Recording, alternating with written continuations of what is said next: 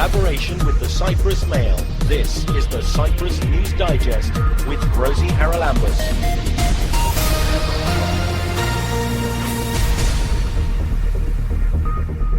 Coming up this week, the Managing Director of the European Stability Mechanism addresses a high-level conference in Nicosia. It is essential for Europe to keep the pace of reforms going. Cyprus Finance Minister is upbeat about the island's future. If we maintain discipline, if we maintain the reform momentum, and if we maintain the effort of continuously improving our economy, if we do that, yes, definitely, I am confident and I am optimistic. A teddy bear walk aims to teach children to be charitable. We're trying to teach our children, Rosie, that they can do two things in their lives. They can share what they've got, they can give away what they've got, and they can also ask for money without any shame, to be proud of the fact that they're asking for money to give to people that need it more than they do. We'll hear about the link between music and war. Music has always been used by the state to instill courage and fear, but also to foster a rebellion, if you like, as well. And talk to a Supreme Court judge about the advantages of mediation. It's very simple. It's non-formal, which is very important. Secondly, it's less time than the court proceedings. Thirdly, it's less expensive, which is very important as well. The 11th Cyprus Summit was the title given to an annual conference organised by The Economist Events. Europe on the mend, Cyprus, the metamorphosis, were the subtitles of the conference, which was held earlier this week in Nicosia. In the section entitled The Financial Landscape of the Euro Area After the Storm, the keynote address was delivered by the Managing Director of the European Stability Mechanism, or ESM, Klaus Regling. This is what he had to say.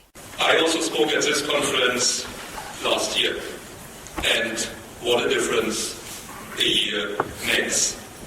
Cyprus has become now a good example of the progress that is possible in the euro area.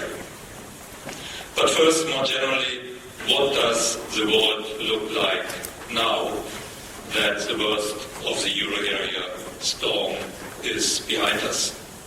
In a broad sense, what are the issues? Commodity prices are depressed, global indebtedness continues to creep up, investment and productivity are slowing. Greece is just starting its third economic adjustment program. Many European banks are still burdened with large portfolios of non-performing loans. More broadly, there's a refugee crisis and an aging population. So, it's still a choppy sea, and it is essential for Europe to keep the pace of reforms going. The good news is that we are much better placed to face such challenges today than a few years ago. The focus of risks is shifting away from Europe, mainly towards emerging markets. Forced by the crisis, the euro area has made a number of important institutional changes and has deepened economic integration. Let me give you a few examples. Firstly, there's more budget disciplines, deficits are getting smaller, and structural reforms have been implemented vigorously in program countries. This has restored competitiveness and has made economies less vulnerable to shocks. As one of the few regions in the world, the euro area did not have its growth projections lowered by the IMF last month. The ECB is also helping with an active monetary policy. We have much better economic coordination today in the euro area, for instance through the European semester and the new macroeconomic imbalances procedure. Importantly, we have also advanced a lot with the banking union, creating a single supervisor and a single resolution authority. Last but not least, we We erected a firewall against future crises with the EFSF and the ESM. These two institutions played a crucial role in saving the euro. In 2010, many people thought that would not be possible. But we did, and this is a prime example of what euro area countries can achieve, providing substantial financial solidarity in exchange for implementing reforms. Of the 5 countries that have received assistance from the EFSF and the ESM, 4 are now clear success stories. Greece remains a special case, though the newly elected government has an opportunity to make a clean break with the past. Former program countries, Spain, Portugal and Ireland, are now among the top reformers in the world, according to the OECD and the World Bank. In Spain, growth will reach 3% this year. Ireland is even looking at 6% growth.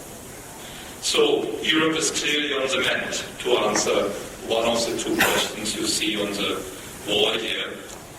Cyprus looks set to become our 4th success story, assuming the country will continue its path of responsible reforms. The country is getting its economy back in shape, and the government has used its time wisely to implement reforms. It benefits from the favorable conditions of the ESM loans. We currently charge an interest of less than 1%, far below market rates. This provides savings to the Cypriot budget of 260 million each year, about 1.5% of GDP. Not every citizen in this country will already feel the effects of the turnaround. The benefits of many years of painful reforms will take some time to trickle down. But the country is growing again. GDP expanded in the first 2 quarters of this year at the strongest pace since 2009. That expansion will continue. The labor market is improving and job creation has resumed. In all likelihood, Cyprus can stand on its own feet next year.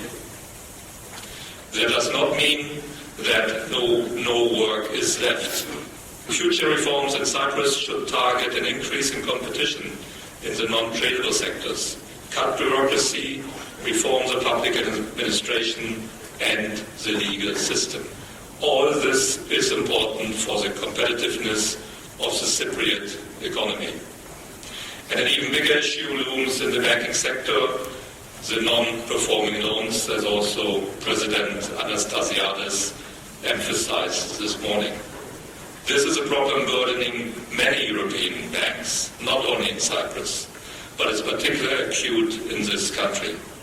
The stock of impaired loans at banks across the euro area rose above 900 billion euro during the crisis. In Cyprus, it stands at around 27 billion euro, or around 1.5 times GDP. This ties up capital that banks cannot use to grant new lending for consumption and investment.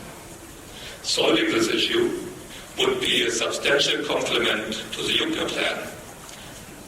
Solving the issue of non-performing loans won't be easy, not in Cyprus and not in Europe as a whole.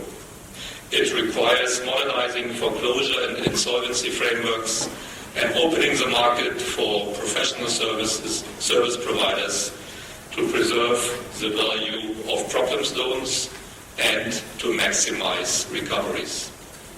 Impediments on the sale of loans must be removed and securitization enabled. So it's an impressive to-do list, but the potential benefits are enormous. Has Cyprus completed its metamorphosis? This is the second question that you see on the wall. And my answer is a qualified yes. I'm confident that Cyprus will continue to work to solidify the achievements of its economic transformation. Let me finish by looking somewhat further ahead. There are many areas on how to further integrate the European economy and to make it more resilient.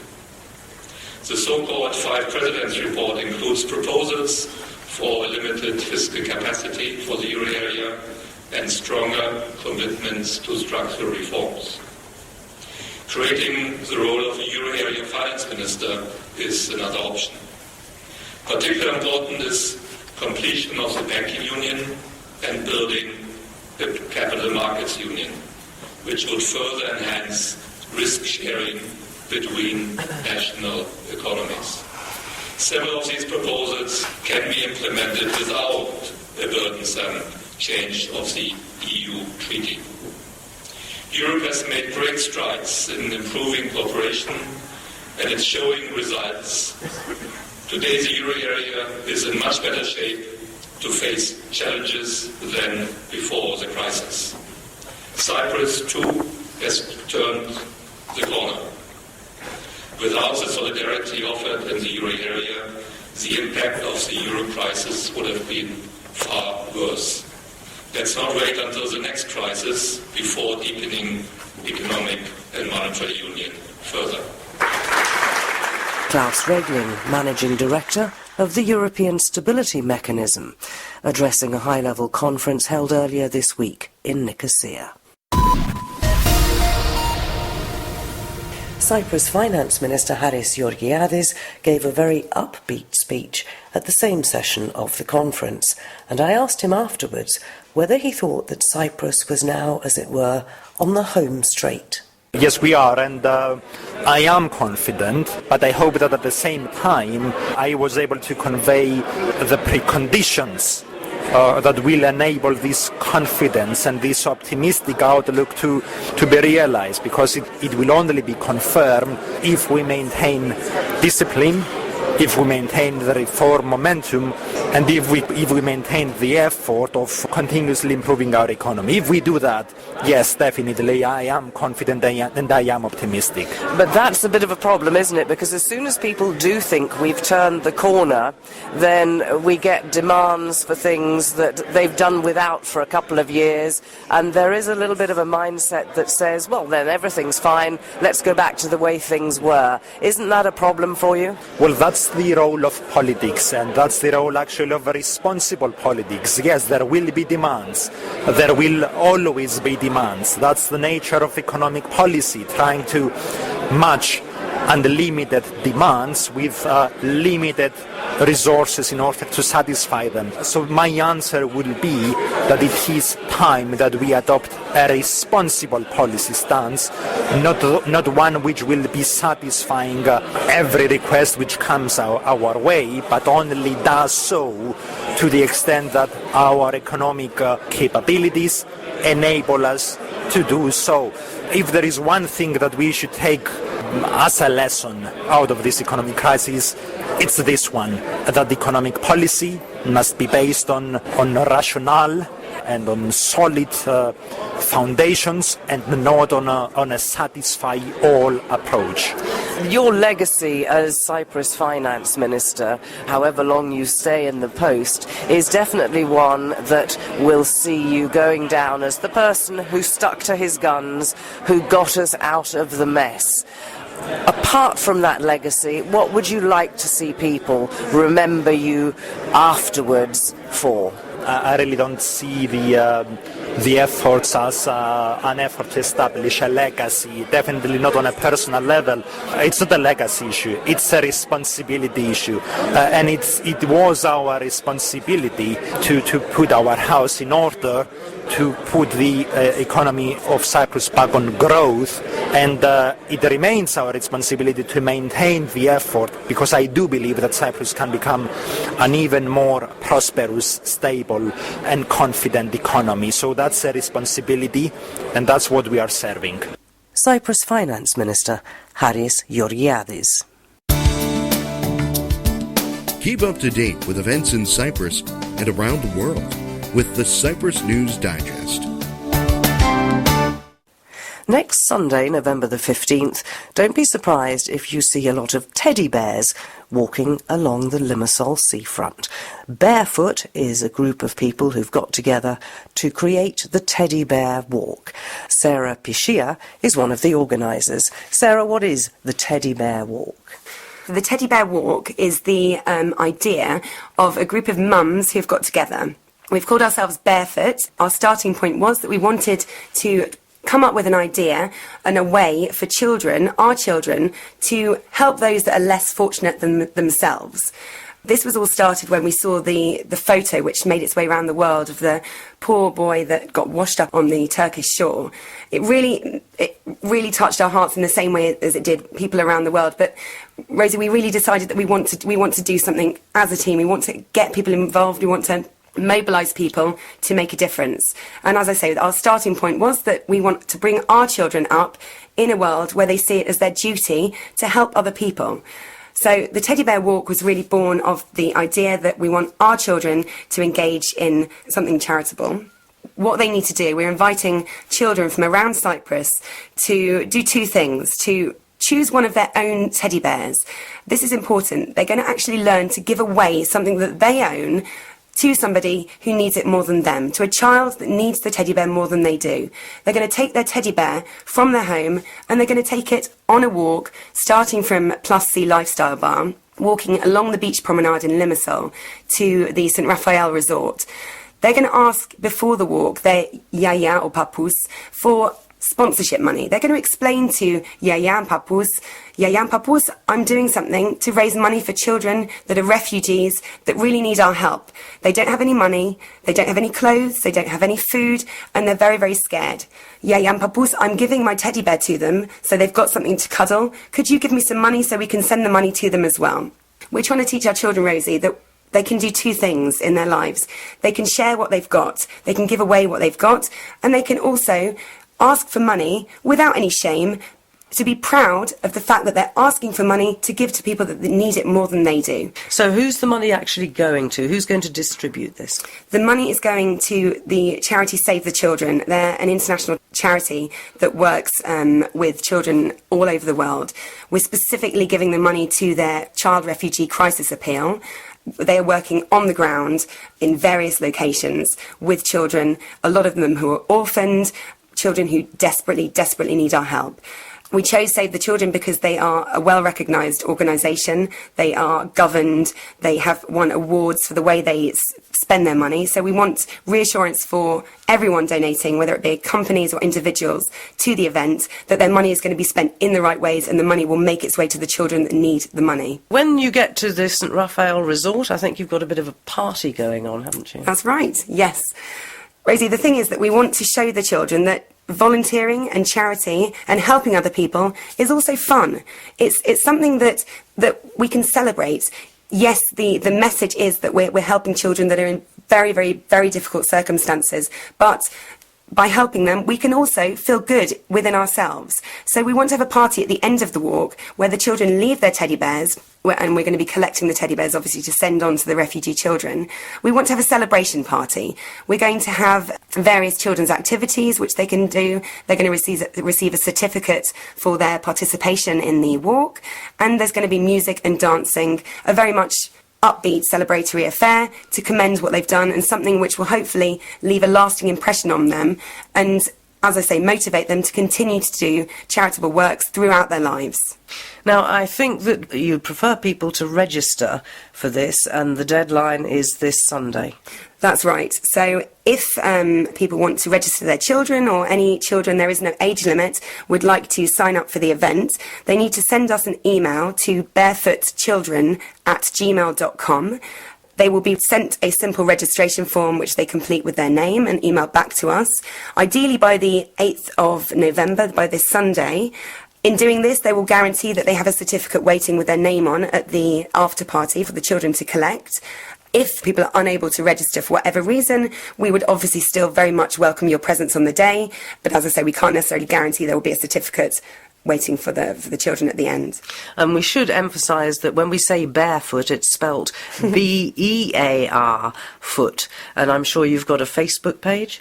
We do have a Facebook page. It is www.facebook.com/barefoot, as you spell BEARFOOT, Barefoot Children, or one word. And that's where people can find more information about the event and obviously see pictures and a video which we will be doing during the event afterwards.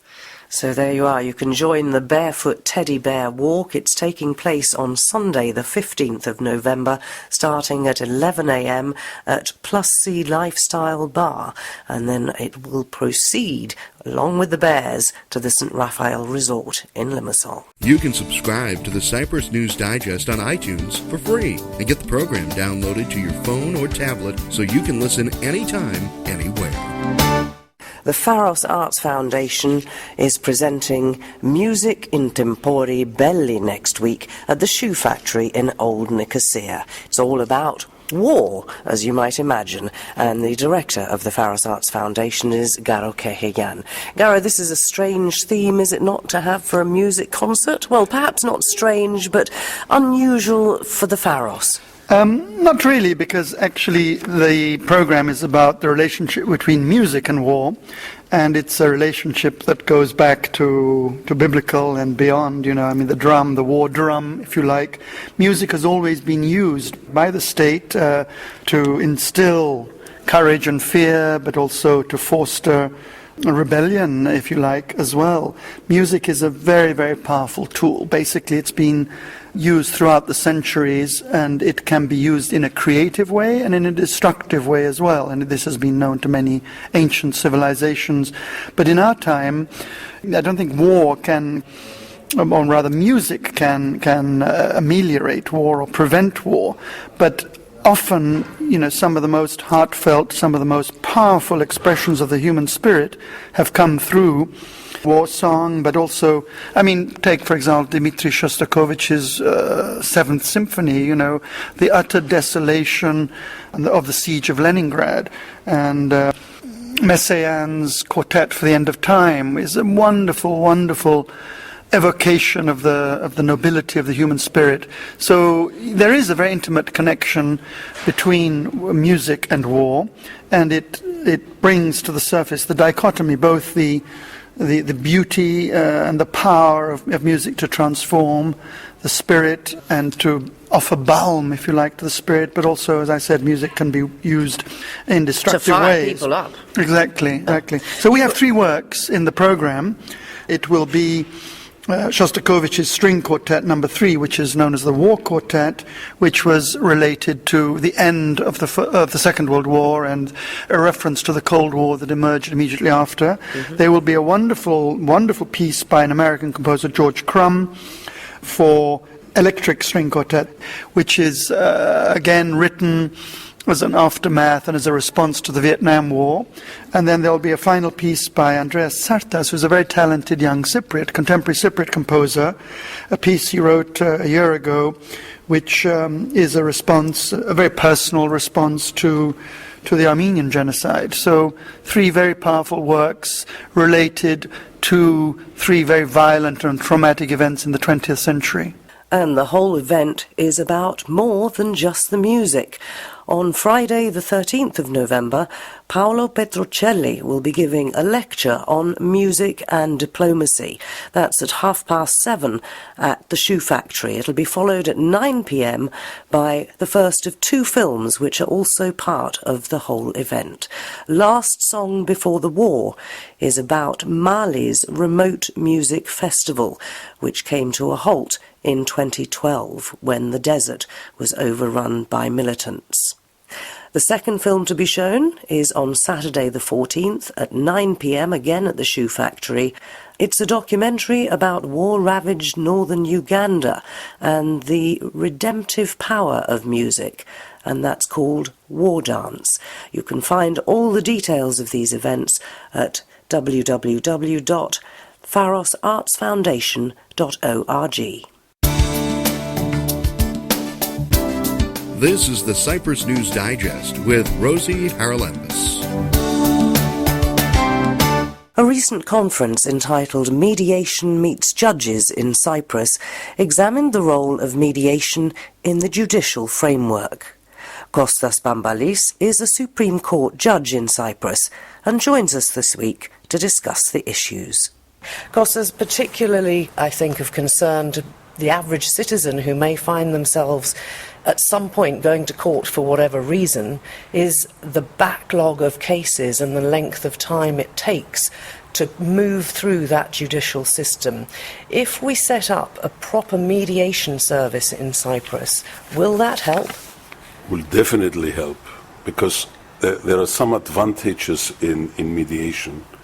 The flexibility and the simplicity of the processes. It's very simple, it's non-formal, which is very important. Secondly, it's less time than the court proceedings. Thirdly, it's less expensive, which is very important as well. And the mediator can call on the interests of the parties, where the judge will listen the case and he decides without seeing the parties individually, where the mediator can do that, which is very, very important. So it's a more inclusive process, really, isn't it? Yes, they're very simple. Another thing which is very important is the absence of publicity. This is done in private, and the publicity is very important thing. Particularly for businesses. And we should say that the conference is concentrating, it seems to me, understandably, since it's being organised by the Cyprus Chamber of Commerce and Industry, mostly on business disputes. But Mostly. Actually, mediation has a whole range of possibilities, doesn't it? In the UK, it's used very much, I think, in the family courts and in divorce disputes. Yes. Could we see some system being set up here that would allow people in all these different types of disputes to access the easier option? There is discussion in Parliament about implementing a law concerning family disputes as well. But that is not enacted yet. So we keep things mainly on civil disputes. But what sort of things would we see then if we did set up a general service? What could you see happening in terms of people who now go to court going first to mediation? I will give you an example. 56% of the cases tried right now in the courts of Cyprus, they are concerning a dispute less than 10,000 euro. So you can imagine. But then what is the difference between mediation and arbitration?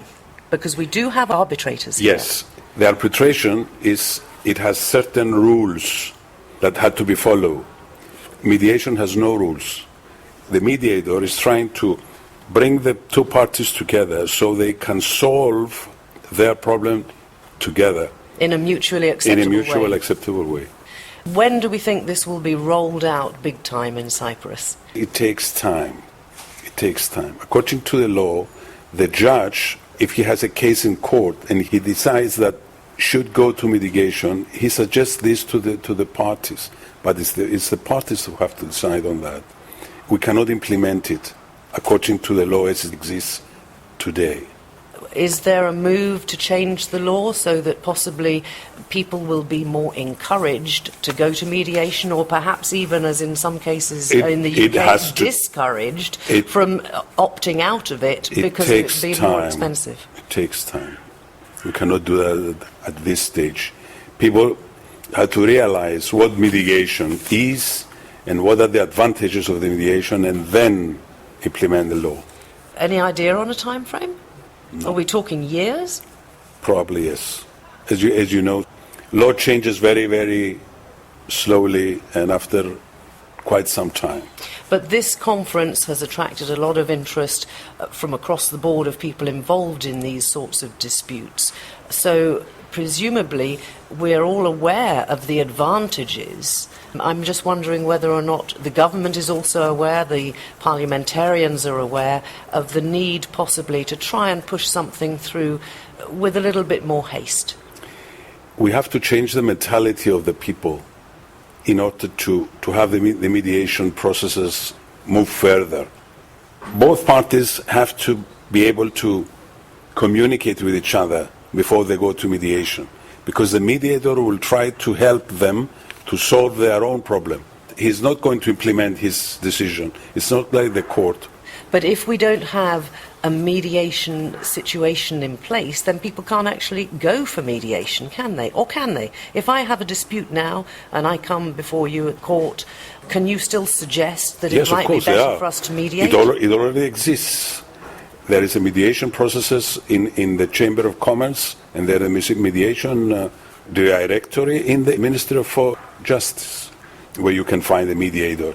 You can apply and get involved with a mediator. They'll give you the names of the mediator. But at the moment, it's not something that's likely to be recommended by a judge in court. The judge can do it because there is a law.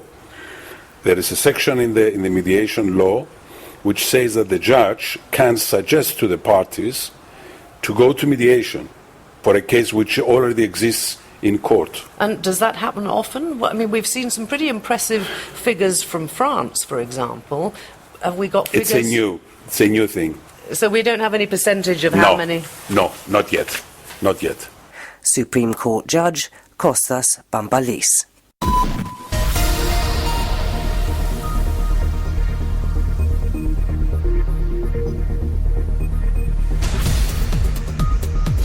Well, that about wraps up this edition of the Cyprus News Digest. Many thanks for your company. Hope you'll join me next week. Till we meet again, take care and God bless. Bye-bye now.